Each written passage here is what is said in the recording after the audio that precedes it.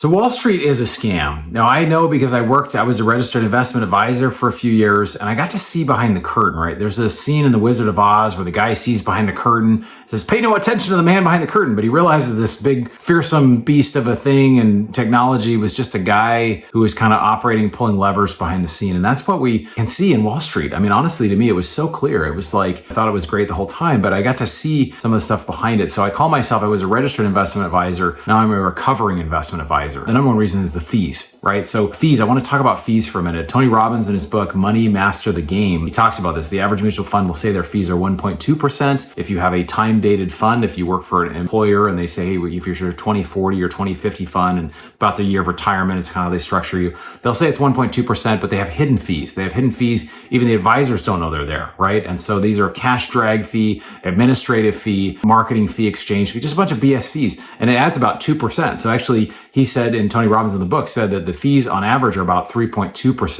Now, this is the same whether you're using an employer retirement account or this is if you're using some sort of Morgan Stanley type of account and they have some sort of product they put you into, right? So now you're 3.2%. If you have a money manager, right? If you have somebody who's a broker dealer or an investment advisor, they'll take another 2% on the top. And so then you're at about 5.2%, especially if you're doing this privately with a money person. A lot of wealthy people have a financial advisor. And so the fees now are 5.2%. So the average return for the stock market is around 6 to 9% per year. So if you're paying 5.2% per year, most of your money is going to that, right? So these fees really it makes these accounts really like a glorified savings account. Really, I mean, you're getting somebody to talk to, but you'd do much better if you bought an index fund, right? And so there are other assets that are out there. High earners can do much, much better if they find ways to reduce taxes through tax strategy. There's things like oil and gas that provide income reduction, active income reduction, which is powerful. And there's also real estate, which provides passive losses and depreciation and other things that you can carry forward.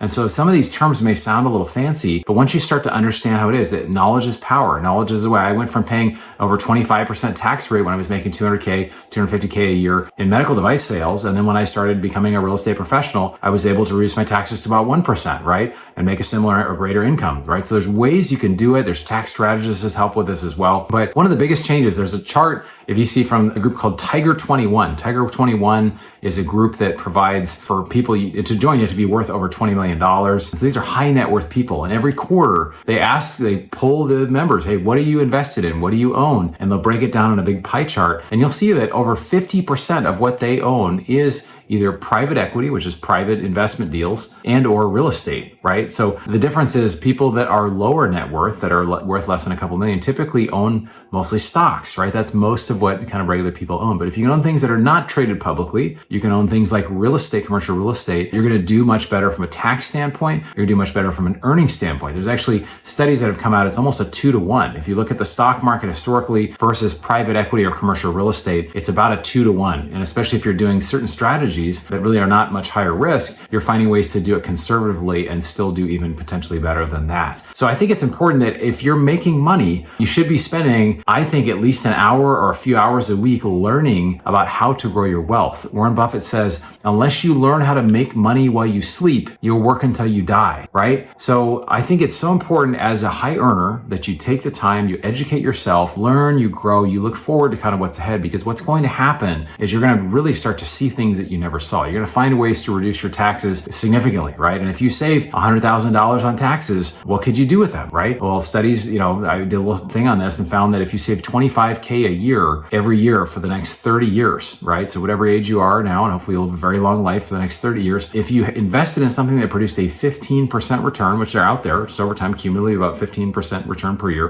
which is about it doubles about every 5 years or so, you would basically have $10.8 million at the end of 30 years, right? Because of the compound interest, right? Because you're saving. So really pay attention to taxes. This is what that's why they hire tax strategists. They get more help. They find unique investment offerings that really help with this. So this is what this channel is really dedicated to. This is what we're dedicated to at Bronson Equity, is really helping people to grow their wealth tax efficient manner over time. If you want to learn more about wealth creation, growing your wealth, tax strategy, please follow, like, and share this channel.